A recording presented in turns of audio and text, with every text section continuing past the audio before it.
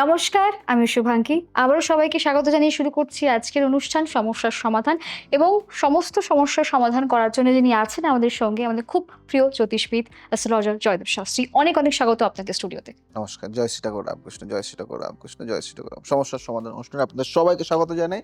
আজকে আমরা চলে যাব সেই পর্বে, প্রশ্ন উত্তরের খেলা। এই যে ভূত প্রেত শান্তিক্রিয়া, এইটা কি?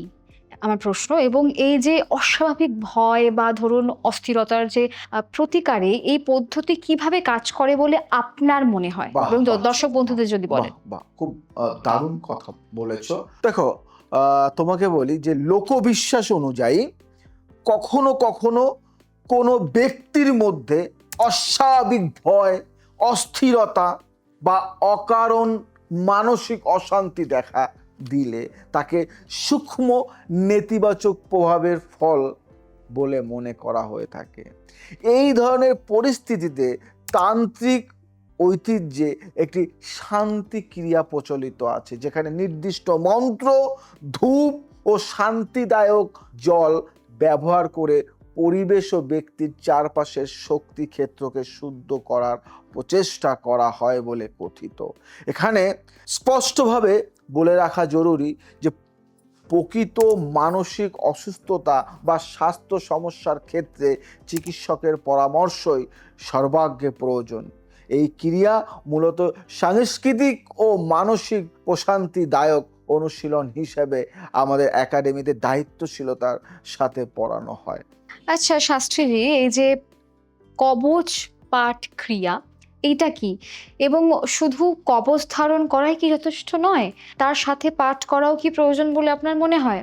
অনেকে মনে করেন কবচ শুধু ধারণ করলেই তার প্রভাব কাজ করবে, কিন্তু ঐতিহ্যে বিশ্বাস করা হয় কবচের ভেতরে থাকা মন্ত্র নিয়মিত পাঠ বা স্মরণ না করলে তার শক্তি ধীরে ধীরে ক্ষীণ হয়ে যায়। ঠিক যেমন চার্জ না দিলে ব্যাটারি ফুরিয়ে যায়, তাই কবচ পাঠ ক্রিয়ার প্রতিদিন বা নির্দিষ্ট বিরতিতে সেই কবচের মূল মন্ত্র পুনরায় জপ করে তার শক্তি রিচার্জ করার পদ্ধতি শেখানো হয় আমাদের একাডেমিতে।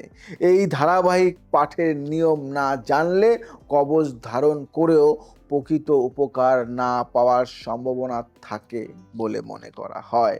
আমাদের একাডেমিতে এই রক্ষণাবেক্ষণ পদ্ধতিও কবচ তৈরির পাশাপাশি বিশেষভাবে শেখানো হয়, যাতে কেউ বলতে না পারে তোমার কাছ থেকে কবচ নিয়ে আমি ফল পাইনি। আচ্ছা শাস্ত্রীজি, রাশিভিত্তিক তান্ত্রিক প্রতিকার নির্বাচন ক্রিয়া কি? এবং জ্যোতিষ ও তন্ত্র এখানে কিভাবে একসাথে কাজ করে বলে আপনার মনে হয় বা মনে করা হয়? এটা তো জানা দরকারই, তার কারণ এই ক্রিয়ার প্রথমে জ্যোতিষ পদ্ধতিতে ব্যক্তির কুণ্ডলী বিশ্লেষণ করে কোন গ্রহ দুর্বল বা প্রতিকূল তা নির্ণয় করা হয়। তারপর সেই নির্দিষ্ট গ্রহের জন্য উপযুক্ত যন্ত্র, মন্ত্র বা আচার নির্বাচন করার একটি সুনির্দিষ্ট পদ্ধতি অনুসরণ করা হয় বলে কথিত। শুধু শনির প্রতিকার বললেই হয় না, একই শনি দোষ বিভিন্ন মানুষের কুণ্ডলিতে ভিন্ন ভিন্ন কারণে তৈরি হতে পারে। তাই প্রতিটি ক্ষেত্রে ভিন্ন ভিন্ন সূক্ষ্ম প্রতিকার প্রযোজ্য হয় বলে অভিজ্ঞরা মনে করেন।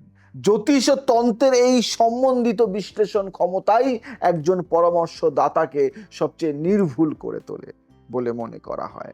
আর এই সংযুক্ত পদ্ধতি আমাদের একাডেমির পাঠ্যক্রমের মূল ভিত্তি।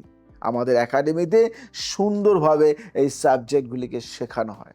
আচ্ছা, এবার যে প্রশ্নটা আমার মাথায় আসছে যে বাস্তুদোষ এবং বাস্তুদোষ নিরসনের তান্ত্রিক ক্রিয়া কি?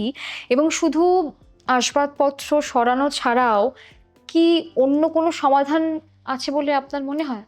অনেক সমাধান আছে।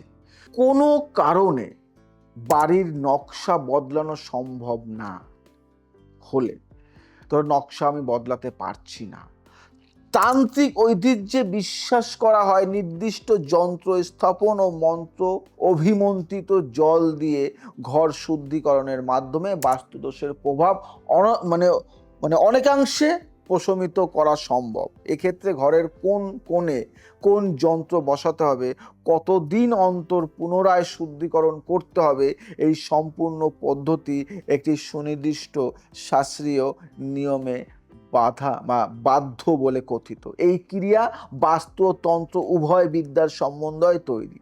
আর আমাদের একাডেমিতে যারা উভয় কোর্সই সম্পূর্ণ করেন তারা এই সম্বন্ধিত সমাধান দেওয়ার দক্ষতা অর্জন করেন বলে মনে করা হয়। খুব ভালো কথা বলেছেন। এবং পরের যে প্রশ্নটা সেটা হলো বিবাহ বাধা, এটা নিয়ে একটু কথা বলবো। বিবাহ বাধা এবং নিরসনের তান্ত্রিক যে ক্রিয়া সেটা কি একটু বলুন, এবং এই বিশেষ প্রতিকারের পেছনে কোনো বিশ্বাস কাজ করে কি?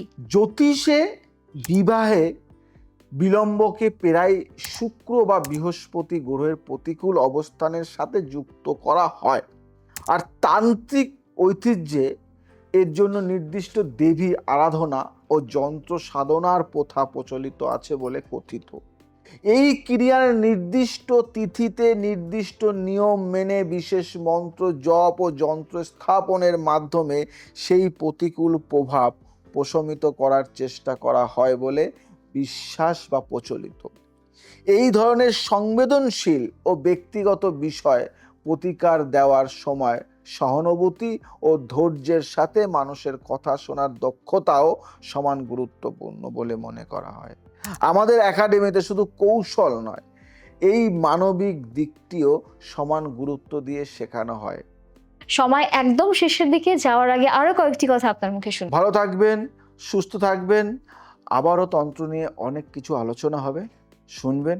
সময় নেই, আজ আসি, আবার আসবো নতুন কিছু নিয়ে। যারা তন্ত্র শিখতে চাইছেন, বিলম্ব নয়, দেরি নয়, এখনই কন্ট্যাক্ট করুন। আজ কন্ট্যাক্ট করুন, কাল ভর্তি হন। আর কাল নয়, আজ কন্ট্যাক্ট করুন, আজই ভর্তি হন। ভালো থাকবেন, সুখে থাকবেন, সবাইকে ভালো রাখবেন। জয় শ্রী ঠাকুর রামকৃষ্ণ।